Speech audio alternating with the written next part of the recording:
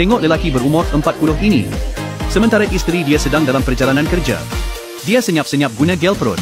Selepas guna, dia menyesal. Menyesal kenapa tak beli lebih awal dulu. Cara cepat untuk membuang air besar dalam semalaman. Akhirnya aku jumpa untuk kamu. Ini memang betul-betul akan buat kamu berak sampai berkali-kali. Kamu akan rasa perut kecil kamu macam sudah disapu bersih bila duduk atas tandas. Tak lebih-lebih pun. Bukan cirit-pirit. Tapi ini memang betul-betul mampu membersihkan semua sampah dalam usus anda. Dan yang hitam dan busuk macam tu. Betul-betul sangat selesa. Tidak pernah rasa seselesa ini sejak 4-5 tahun yang lalu. Aku ikut trend beli ni. Memang better dari expected. Cuba-cuba benda ni. Sehari sekali sahaja.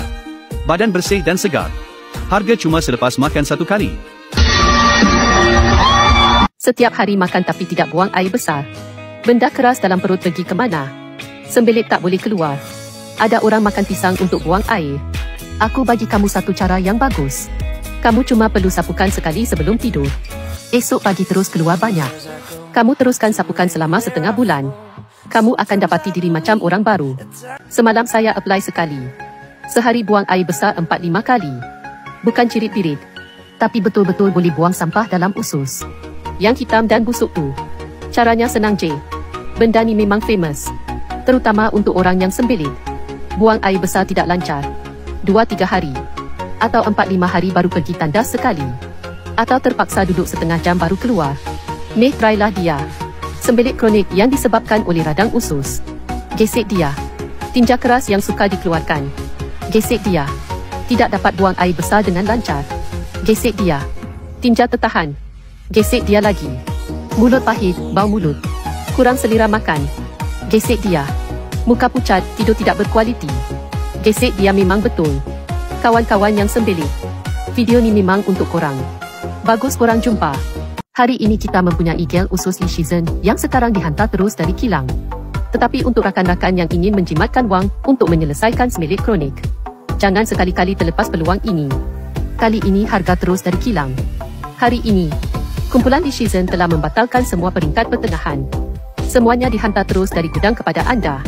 Penghantaran percuma terus ke rumah anda. Jika anda mengalami kesukaran buang air besar, kuantiti najis sedikit. Buang air besar hanya sekali 3-4 hari. Najis keras seperti najis kambing. Perut kembung, sakit perut. Badan tidak gemuk, perut besar. Mulut kering, mulut pahit, bau mulut. Menggunakan produk ini untuk penyelesaian.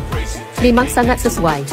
Produk gel usus Lee ini khusus dibangunkan untuk menyelesaikan sembelit kronik berulang-ulang. Mengandungi pelbagai bahan aktif pelembut dan melancarkan usus.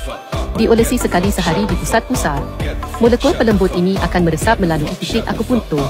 Terus bertindak pada usus. Lembut dan mudah diserap. Melancarkan usus dan memulihkan sistem pencernaan.